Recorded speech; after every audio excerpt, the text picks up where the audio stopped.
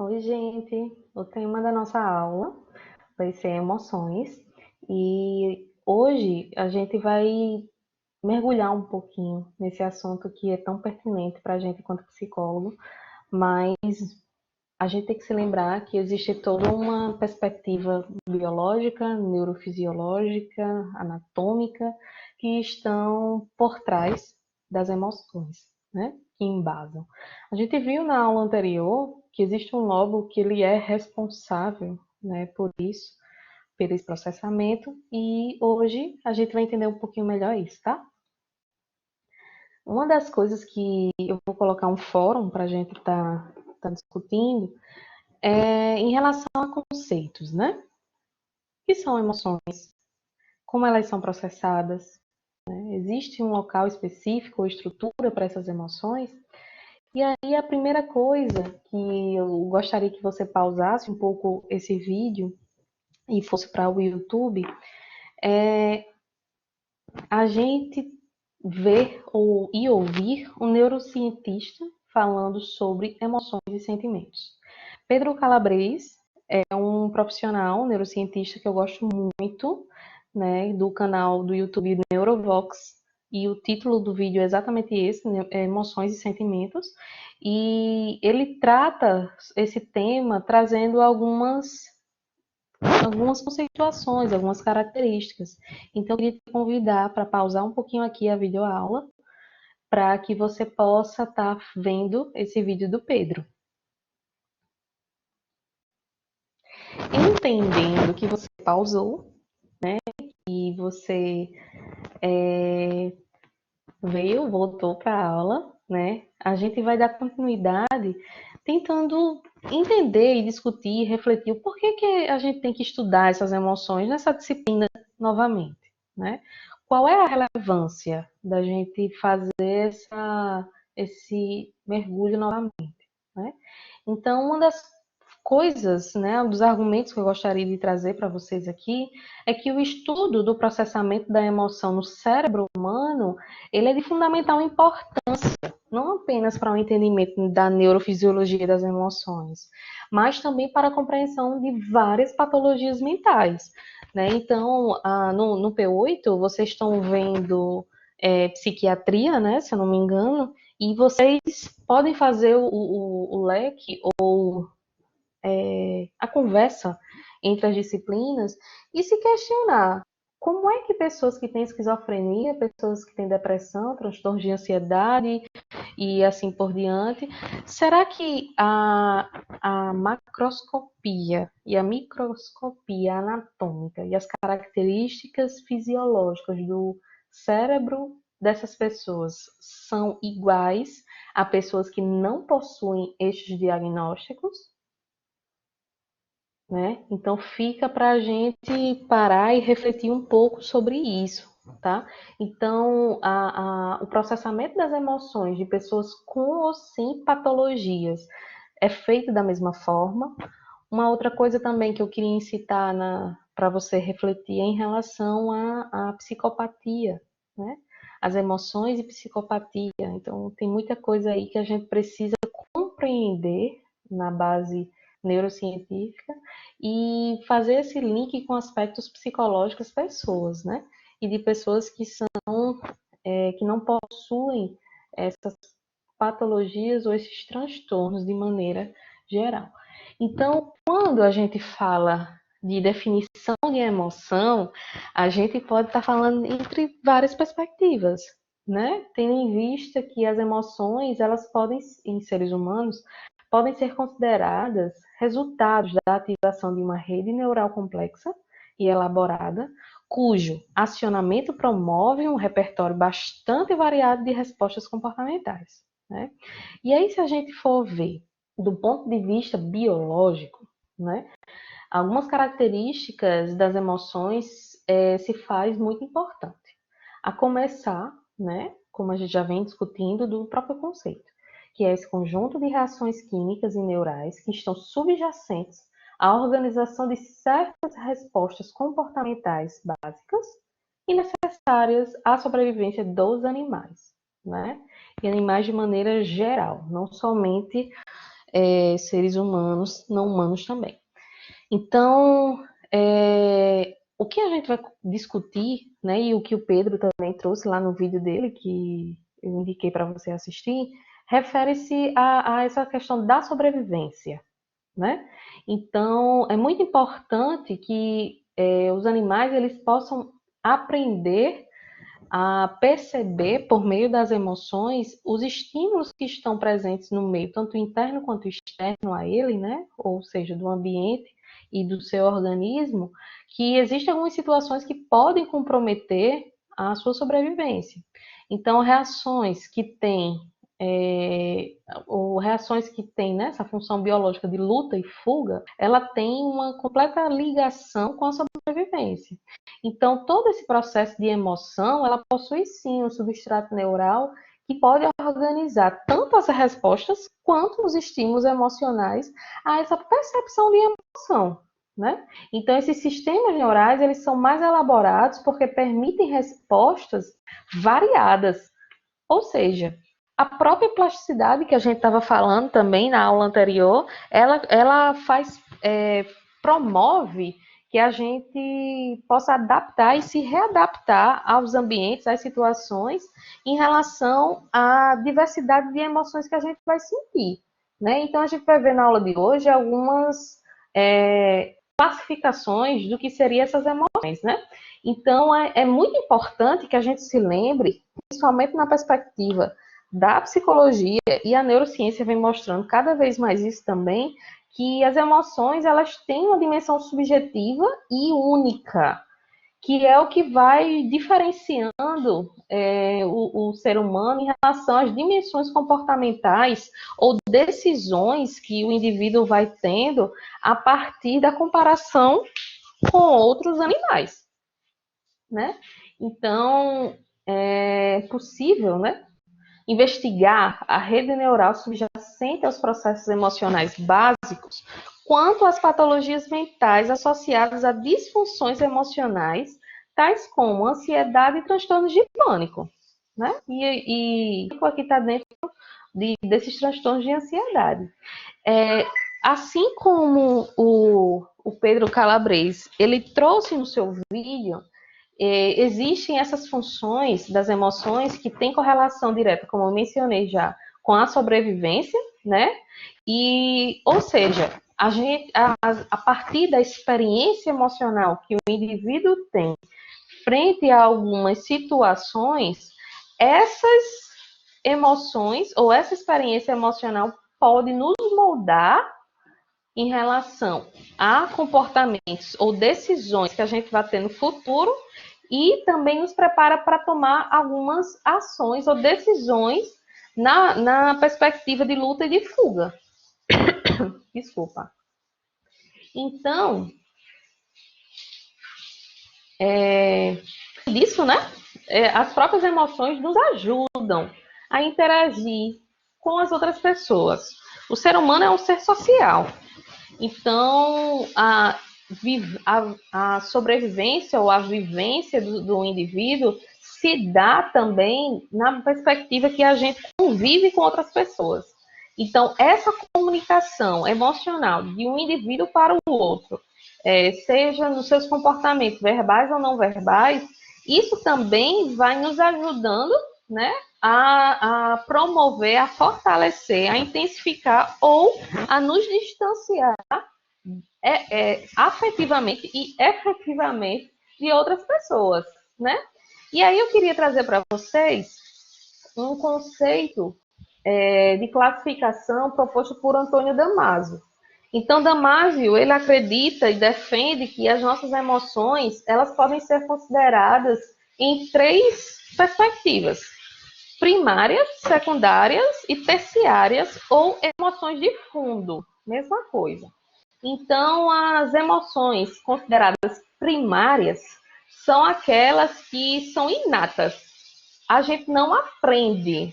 Ela é comum a todas as espécies, né? Desculpa. É comum a todos os seres humanos da mesma espécie, né? Então, não é independente de cultura, é independente do país que a pessoa nasceu, é independente de qualquer coisa. Então, aqui nesse slide 10, gostaria que você olhasse.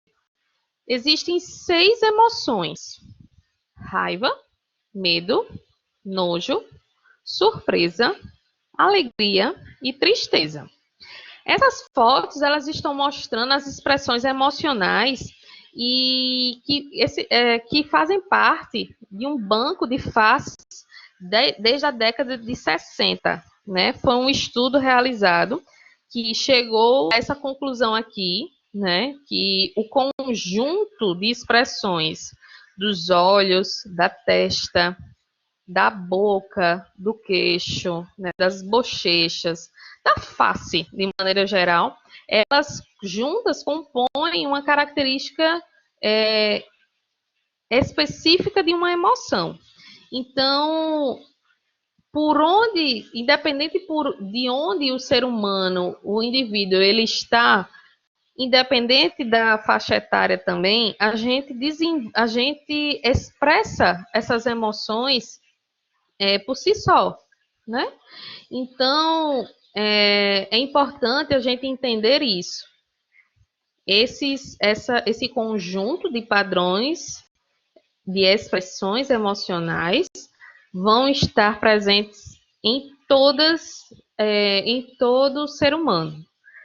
Tem pessoas que não conseguem realizar a identificação da emoção que aquela pessoa, que o outro está tentando passar. Por exemplo, pessoas diagnosticadas com transtorno do espectro autista, esquizofrenia,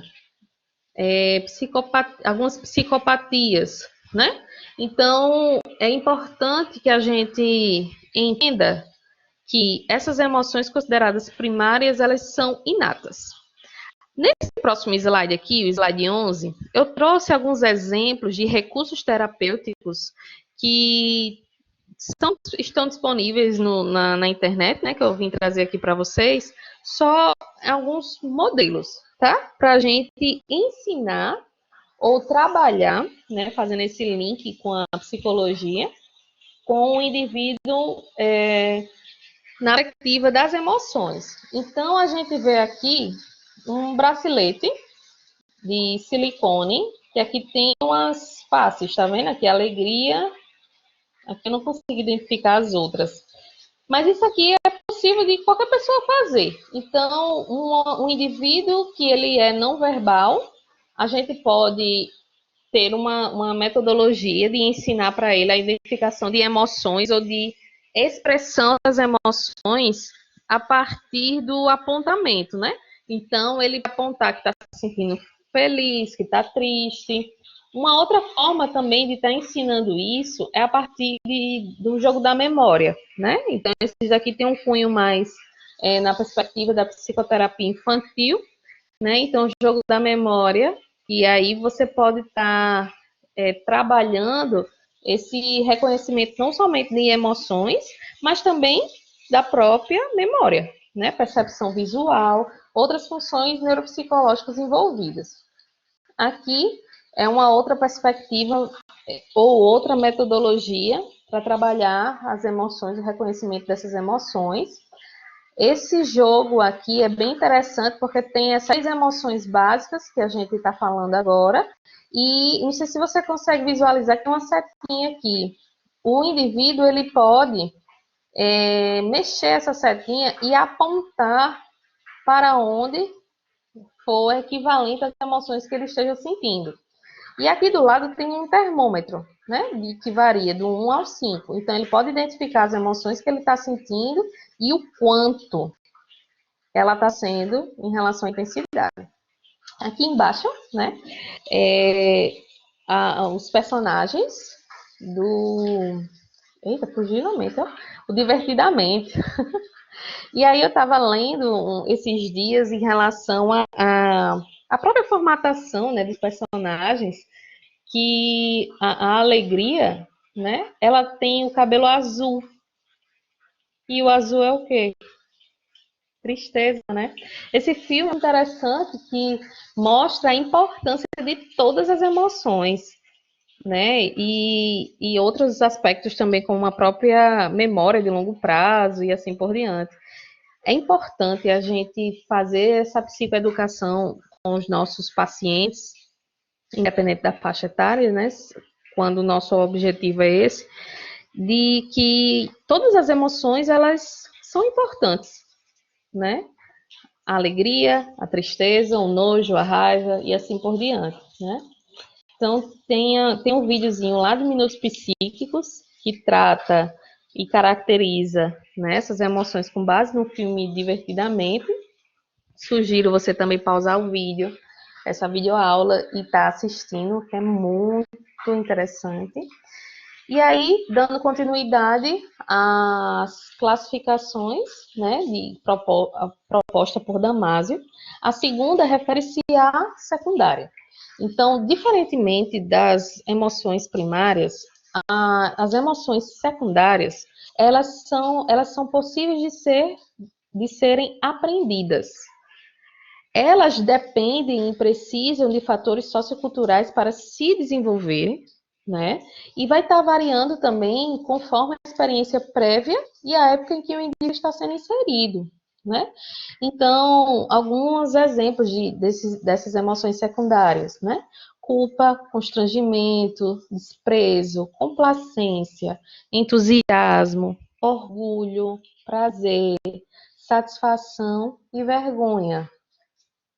Então, a gente, para uma sociedade ou para um grupo específico, um fator, uma situação, uma condição pode vir a gerar culpa ou vergonha ou constrangimento, enquanto para outros grupos, culturalmente falando, não tem essa conotação, né? Então, essa classificação secundária vem em virtude desses aspectos sociais de maneira geral. Por fim, nessa classificação, as emoções terciárias ou de fundo, ele está alcançando essa proposta de dois polos, vamos assim dizer, né? Está tanto relacionado com o bem-estar quanto com o mal-estar. É uma junção, né, de emoções, como, por exemplo, a ansiedade. Quando a gente fala de ansiedade, a gente está falando da mistura de duas emoções, de expectativa e de medo, por exemplo, né? Então, outro exemplo, a satisfação, mistura de alegria e de surpresa. Então, quando a gente fala desse tipo de emoção, né, essa classificação de terciária, de fundo, etc., a gente está falando desses estímulos que induzem essas emoções, são geralmente internos. São gerados por processos físicos ou mentais contínuos que nos levam a um estado de tensão ou relaxamento, fadiga ou energia, né? Ansiedade ou apreensão. E aí, quando a gente vai falando nas questões históricas das emoções, é muito interessante a gente se lembrar desse percurso histórico, né? Que não é meu objetivo nessa aula. Eu trouxe aqui alguns teóricos importantes nesse contexto histórico do estudo das emoções, para a gente se lembrar que não existe uma perspectiva única, né? Para a gente entender a emoção, mas sim existe essa possibilidade, né? De variar a teoria que a gente vai estar trabalhando. Então, eu queria destacar duas teorias que são as que são mais famosas, que é a teoria de James Lange e Canonbar. Então, a teoria de James Lange, ela fala o seguinte: as emoções são experimentadas a partir da percepção das alterações fisiológicas em nosso organismo. Como assim? Primeiro, eu recebo o estímulo sensorial, certo? Seja visual, seja tátil, enfim. E aí, a partir do recebimento dessa informação, desse estímulo, as alterações acontecem, né? As alterações corporais, ou seja, taquicardia, sudorese, sei lá, dor de cabeça, diarreia, suor, né? E essas alterações corporais, elas são produzidas pelas emoções. A partir dessas alterações do meu corpo é que eu vou sentir uma emoção. A ordem, então, é a seguinte: recebo o estímulo, meu corpo percebe isso, ele altera, e a partir da minha percepção da alteração do meu corpo, eu sinto a emoção. E aí, a outra teoria de Canambá, ela fala o seguinte: as emoções são vivenciadas mesmo que nenhuma mudança fisiológica seja produzida. A informação emocional ela é processada pelo encéfalo e, ao mesmo tempo, seriam geradas a ativação corporal e a experiência consciente da emoção. Ou seja, eu recebo o estímulo no ambiente do mesmo jeito. Seja sensorial, seja visual, seja auditivo e assim por diante. Ao passo que eu percebo o meu corpo mudando, todas aquelas alterações, sudorese, taquicardia, etc., está acontecendo o processamento da minha emoção, como medo, certo? Então, está acontecendo simultaneamente. Aqui nessa imagem, eu posso estar exemplificando. Deixa eu colocar essa, fica melhor. Posso estar exemplificando as duas teorias, né? Essa primeira linha, a de James Land, e nessa de Canambá. Então, eu tenho o estímulo visual, que seria um urso, o meu corpo processa essa informação de perigo, ou seja, taquicardia e assim por diante, e a partir da percepção que eu tenho do meu corpo alterando, eu sinto medo, tá? James Land. A outra teoria de Canambá, ela inicia, né? Também a partir do mesmo estímulo, vamos supor, que é o urso, e nesse momento existe um processamento simultâneo. Porque se lembrem, quando a gente está falando dessa perspectiva emocional, a gente está falando do sistema nervoso central. Quando a gente está falando de como nosso corpo reage, taquicardia e assim por diante, a gente está falando do sistema nervoso periférico. Então, nessa teoria de Canambá, existe o processamento simultâneo periférico e central que vai promover na gente a percepção dessa emoção, certo? Então acontece simultaneamente, não existe uma hierarquia do que vem primeiro, é tudo simultâneo. Um outro vídeo que eu gostaria que vocês pausassem essa videoaula e fossem assistir lá no YouTube se chama O que governam as emoções, né? Que refere-se a essas teorias, principalmente em relação à questão neurobiológica. Que aí a gente já passa aqui para o que a gente já vem conversando desde o início, né, da nossa aula de hoje, quanto da aula anterior, que é em relação ao sistema cerebral que está relacionado com a regulação dos processos emocionais, que é o sistema límbico. Quando a gente está falando de sistema límbico, a nível de conceito, se trata ou refere-se a um sistema em forma de anel cortical contínuo que contorna as formações interhemisféricas. Está lá dentro, não sei se você lembra da imagem que eu coloquei quando a gente estava falando dos lobos cerebrais na aula anterior, está mais profunda do lobo temporal. E aí, quando a gente está falando em relação à própria função, né, do sistema límbico, é importante a gente se lembrar que ele não está somente correlacionado às emoções, certo? Então, obviamente, né, o processamento emocional é das funções, mas também está correlacionado ao sistema autônomo, né, do sistema nervoso periférico, sistema endócrino, também tem correlação com memória, com aprendizagem, comportamentos sexuais, a motivação e assim por diante, certo? Quando a gente está falando em relação aos componentes do sistema límbico, a gente está falando tanto na perspectiva cortical quanto subcortical, tá? E aí o próximo slide ele separa bem em função dessas estruturas, né, os corticais e subcorticais. Quando a gente fala de cortical, é aquilo que está na superfície, é o córtex, que aí a gente viu, né, na aula anterior, em relação aos giros, tá? Então, os componentes corticais do sistema límbico, temos o giro do cíngulo, giro parahipocampal, e a gente também tem o hipocampo, tá? O hipocampo, ele também é o centro da memória. E aí eu gostaria de dar uma pausa aqui nessa explanação acerca dos componentes do sistema límbico, para que a gente possa fazer esse link. A memória e a emoção, elas têm as estruturas corticais e subcorticais similares. Então, isso pode estar intensificando algumas memórias quando elas são de situações que têm a presença de emoções fortes ou significativas para um indivíduo.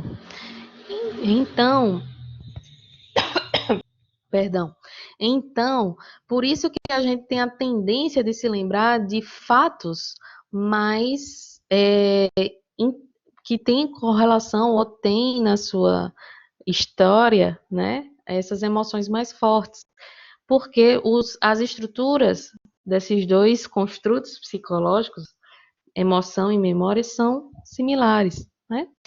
Então, eu queria estar mostrando aqui para você, né, esses outros slides, eles vão sinalizando as áreas dessas estruturas que a gente está conversando, certo? E aí, aqui novamente, deixa eu ver, cadê? Aqui. E aí, o que eu trago aqui nesse slide, né, é o circuito de papéis. Quando a gente está falando desse processamento da emoção, existe uma ordem em que essa informação ela é processada, tá? E aí eu coloquei aqui para vocês a sequência. Se você baixar esse slide no seu computador, você vai ver que existe uma animação, né? Para você ir acompanhando. Então, a informação, quando ela é processada, ela inicia no hipocampo, passando para o corpo caloso, ao corpo mamilar, ao trato mamilo-talâmico, ao núcleo anterior do tálamo, passa pelo giro do cíngulo, giro parahipocampal, e aí volta para o hipocampo. É um circuito que é fechado, certo? Eu trouxe, não sei, aqui, pronto, achei. No slide anterior, tem mostrando toda essa circuitaria, certo? Essa conexão interna, intrínseca desse circuito que é fechado. Então, é importante a gente compreender quais são as estruturas que estão dentro ou compondo o circuito de papéis, que é um dos circuitos mais importantes para a compreensão do nosso processamento emocional, certo? E aí, por fim, aqui nesse slide é só para deixar claro que existe essa circuitaria interna, né? Esse circuito de estruturas internas, mas a gente também recebe essas informações ou desencadeia essas informações, ou seja, a resposta emocional, a partir do componente periférico, né? Então, por isso que tem aqui tanto a gente recebendo quanto a gente disparando essas respostas ou essas informações de cunho emocional. Então, espero que você tenha gostado dessa aula de hoje sobre as emoções e que você possa estar anotando as principais dúvidas para que a gente possa juntos, na hora da aula habitual, a gente em tempo real tá esclarecendo essas dúvidas, tá certo? Então, um abraço, tchau, tchau.